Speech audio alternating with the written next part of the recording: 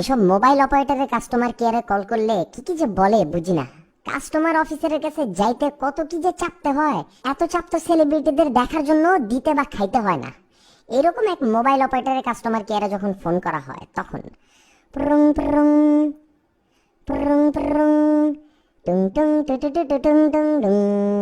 প্রিয় গ্রাহক, বাংলায় শুনতে চাইলে 1 চাপুন, ইংলিশে শুনতে চাইলে 2 চাপুন। প্রিয় গ্রাহক, এই মুহূর্তে সব কয়টি লাইন ব্যস্ত আছে, অপেক্ষা করুন অথবা কিছুক্ষণ পর আবার চেষ্টা করুন। আরে ভাই রে, মোবাইলে তো আছেই 10 টাকা, অপেক্ষা করলে তো এই টাকাও খেয়া লাইবি।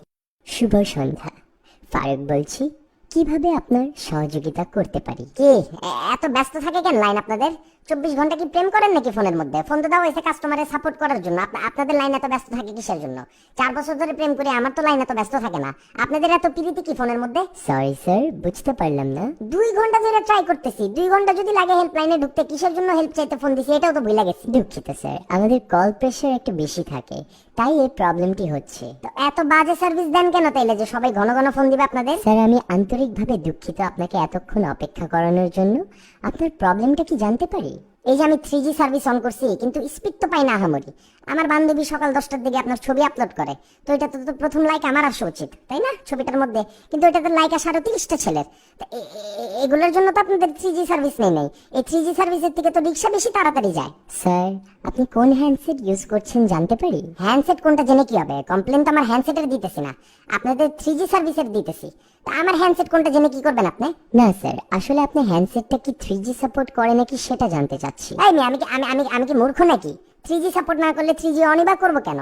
আর আপনারা ফোনই বা দিব কেন? পাকাইতে চাইলে তো গার্লফ্রেন্ডে ফোন দিতাম।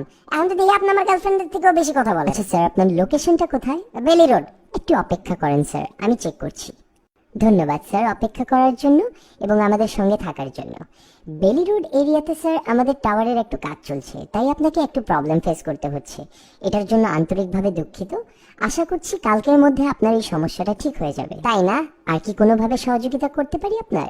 আমি দেখতে পাচ্ছি স্যার আপনার কোনো এফএনএফ অ্যাড করা নেই। আপনি কি এই সার্ভিসটা গ্রহণ করতে চাচ্ছেন? এফএনএফ নাই দেখতে পারতেছেন, আর ব্যালেন্সও তো নাই, এটা চোখে পড়ে না? না, যেটা দরকার সেটা তো দিবেন না, আর যেটা দরকার নেই ওইটার কথা বলে শুধু শুধু আমার সময় টাকা নষ্ট করতেছেন। হেল্প চাইতেও দেখি টাকা লাগে। পৃথিবীর তার কোথাও এই সিস্টেম নাই যে হেল্পলাইনে ফোন করলে টাকা কাটবে। এত টাকা দিয়ে করবেন কি? বাড়ি করবেন নাকি 10টা? স্যার, আসলে টাকাটা তো আমি কাটি না, এটা তো স্যার আমাদের পলিসির মধ্যে আছে। টাকাটা তো আপনারাই কাটেন, হেল্প তো করেন না, খালি গল্প করেন। আমার টাকা দিয়ে আমার সাথেই গল্প করেন।